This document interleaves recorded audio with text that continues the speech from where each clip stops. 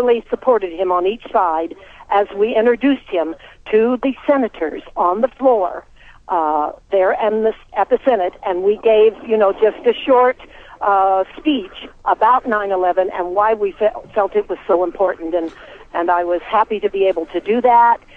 We've practically had a press blackout here in the Phoenix area on that. There was nothing in the papers today, with any of the papers about this. Well, we're trying to break that blockade here. You've certainly got some mainstream media attention. You're having a great victory. And that's right, he's so weak that he's having trouble even standing up now. Yeah. 17 days out there in the 100-plus degree heat, and we want him to take care of himself. I wonder how much longer he can hold out, Senator.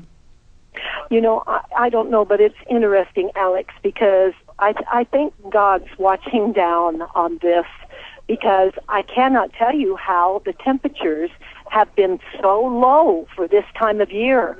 We've had good breeze, and it's been in the 90s when we're usually at 110 by now. So this is quite unusual, and another cold front has moved through. And when I say cold front, that probably sounds funny, but it's brought us back down into the 90s when we were at 101 or 2. So the weather has been very kind to Blair at this time of year. All right. Well, check in with us in the days as this develops, Senator Johnson, and we commend you for getting the word out every way you can in your area. If all of us do similar things, there's no way this cover-up and this mass murder is going to continue. If we don't, the people that committed the attacks are going to use them to totally overturn our way of life and turn us into a New World Order police state. Senator, thank you for spending time with us, and thanks for going out to get Blair Gadsby support. And God bless you for what you do. Thank you.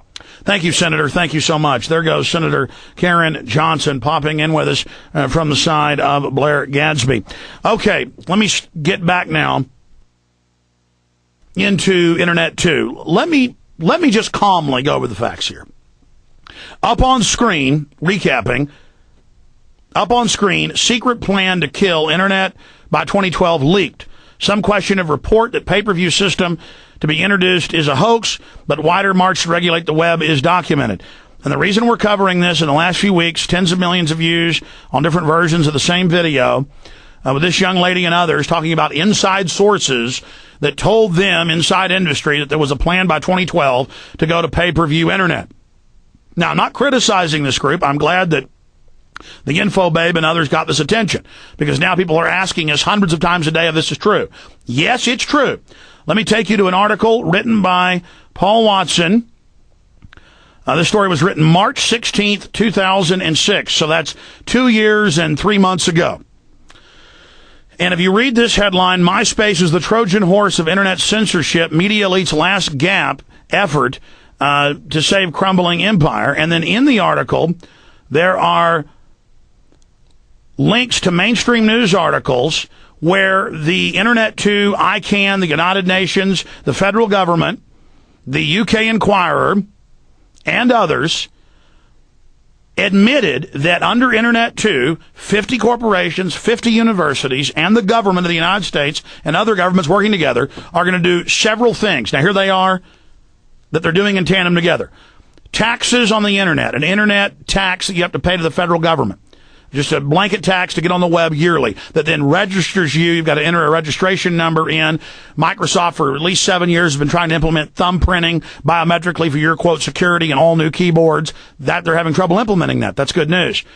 They also plan to make you basically pay taxes and an Internet stamp on top of it on a cap on emails. Okay, and they've been demonizing emails and pushing that agenda. But the big one you hear is net neutrality, that big Internet service providers, but more importantly, the backbones like Cogent and Level 3 and others, and the main backbones put in by Cisco and the system built by DARPA and the federal government back in the 60s, 70s, 80s, and 90s, that they are going to stop communicating with each other unless they have peer-to-peer agreements and unless you buy subscriptions, and then you'll have limited areas that you can go to. And literally 99+%, that's in their own words, of the old web will be walled off. But that isn't enough for them. They are going to take the government laid down systems tied in with the telecoms and the big telecommunications hubs and simply not update the old Internet hubs and let them fail, forcing you onto Internet2. Now, remember, there is a story up on prisonplanet.com right now that Paul Watson wrote on June 11th, 2008, titled Secret Plan to Kill the Internet by 2012 Leaked. And then this is a 20-page article. Now, if you care anything about the web, you better read this article Paul Watson wrote.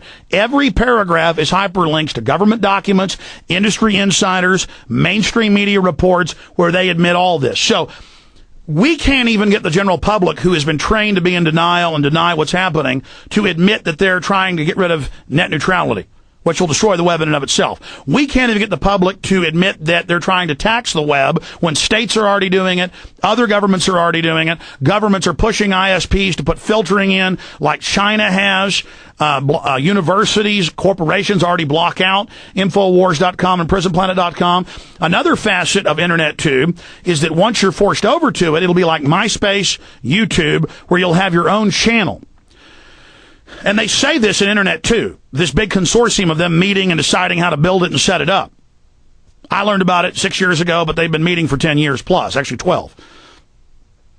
They say that you'll sign a contract with them. They'll own your intellectual property, just like YouTube and everybody else says. We have a subpage, they own it. Whatever you post, they say they have rights to. You will have no free speech. They will own your material. They can shut you down, suspend you at will, and they say, oh, well, it's private. It's like you can't protest in a mall. They say it's private property. They control what you say. They control what you do. So the new web will be 100 domains. This is what they said in 2001. They're debating this now. And that you